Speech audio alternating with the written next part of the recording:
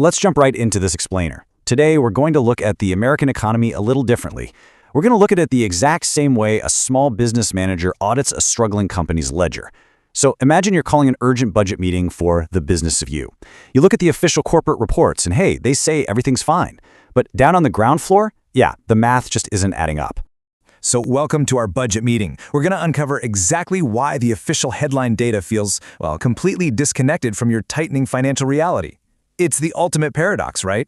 If the broader economic company is booming, high GDP, low unemployment, why are the everyday managers, you and I, struggling to survive and stretching just to pay the basic bills? And that brings us to our core problem, a concept called Goodhart's Law. Basically, this is the principle that when a metric becomes a target, it stops being a good metric. The sources we're looking at highlight that institutions have essentially optimized metrics like GDP and inflation purely for optics. By managing the number on the spreadsheet instead of the reality on the ground, they're hiding the real recession that everyday managers are already feeling in their wallets. All right, moving into our first section, HR and payroll. We're auditing the labor force shell game. Let's start this audit by looking at our human resources department, because this is where the gap between measurement and reality really kicks off. So we have this allegedly strong 4.4% headline unemployment rate, right? But that completely ignores the 1.6 million Americans who've simply dropped out of the labor force since the pandemic. Official metrics only count you as unemployed if you've actively applied for a job in the last 4 weeks. If you gave up, poof, you disappear from the statistics entirely. It's a total shell game that makes the HR ledger look perfectly balanced while the actual workforce is shrinking. And this builds into an even deeper accounting magic trick when we talk about job quality. Let's say a worker loses one stable, salaried full-time role with benefits and they have to replace it with 2 part-time gig economy jobs just to keep the lights on. Well, guess what? The official metrics actually count that as net job growth, 2 jobs for the price of 1. It looks absolutely fantastic on a macro spreadsheet, but for the individual, your income drops and your security completely disappears. The crucial takeaway here is that the official corporate quarterly report is always late. We won't officially be told we're in a recession until long after the damage is done. A recession is simply a prolonged period of economic decline, but the National Bureau of Economic Research, they declare them retroactively.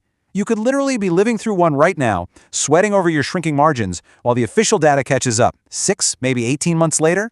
Next up on the agenda is Section 2, Cash Flow. Let's talk about the balance sheet bleed. Looking at our ledger's cash flow, we can clearly see consumers are running their personal businesses on borrowed time. When we look at what's actually funding people's daily lives, historically, the average American saved a really healthy 8% of their income. That provided a strong cash buffer for unexpected operating expenses, long-term security. It was the absolute hallmark of a healthy, functioning household balance sheet. Today, that personal savings rate has plummeted to just 4.5%. This is a textbook, flashing red pre-recession indicator of a bleeding balance sheet. Cash reserves are drying up rapidly simply because real income is stagnating while the cost of everyday life has absolutely exploded.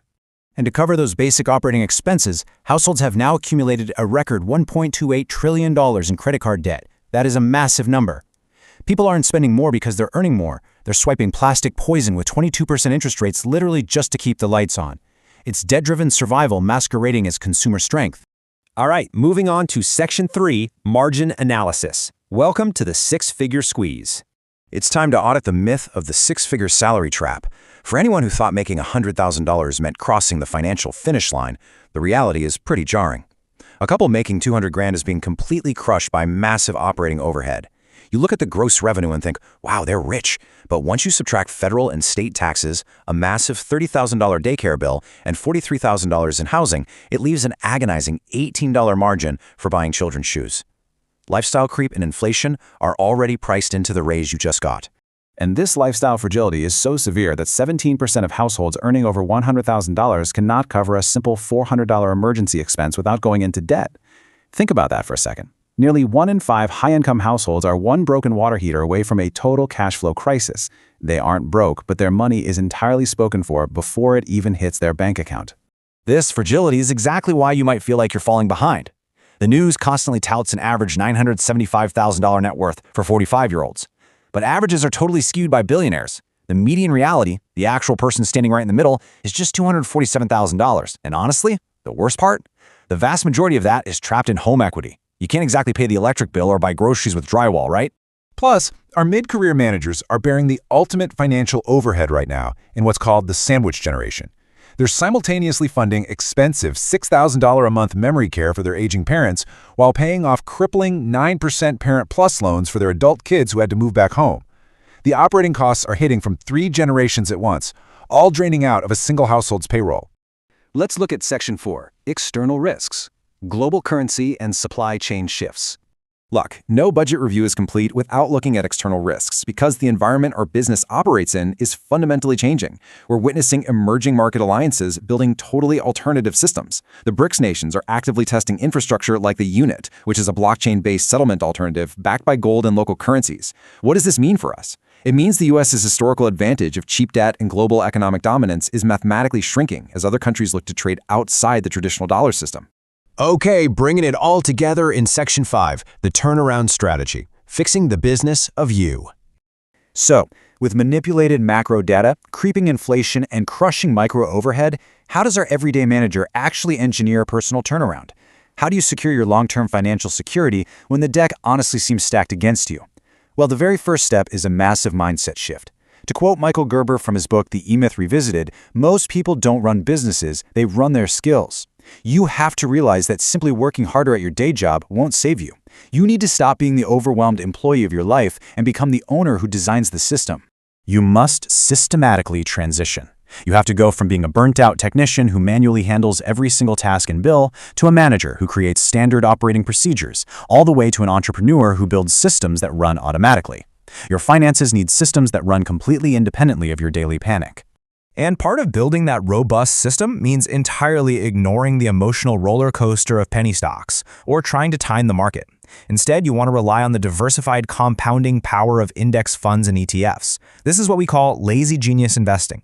You own a tiny slice of hundreds of companies, which smooths out the volatility and protects your portfolio from ruin. So here is your final systematized action plan. First, completely ignore the manipulated headline metrics. Second, automate your savings directly from payroll so you don't even see the money to spend it. Out of sight, out of mind. Third, utilize those broad market ETFs. Fourth, treat a 6-figure salary as a baseline for survival, not a finish line for luxury. And finally, build a 20-year compounding window and just let time do the heavy lifting for you. The crucial point here is the math. Just automating $700 a month into a systemized ETF portfolio at age 45 yields an extra $380,000 by retirement. You don't need to win the lottery, and you definitely can't rely on a massive inheritance or Social Security to save you. You just need an automated cash flow system.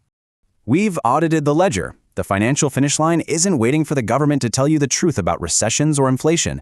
The race is already happening right now. So I'll leave you with this. What system will you implement today to secure your future? Will you remain the overworked technician of your wallet? Or will you step up and become the entrepreneur of your wealth?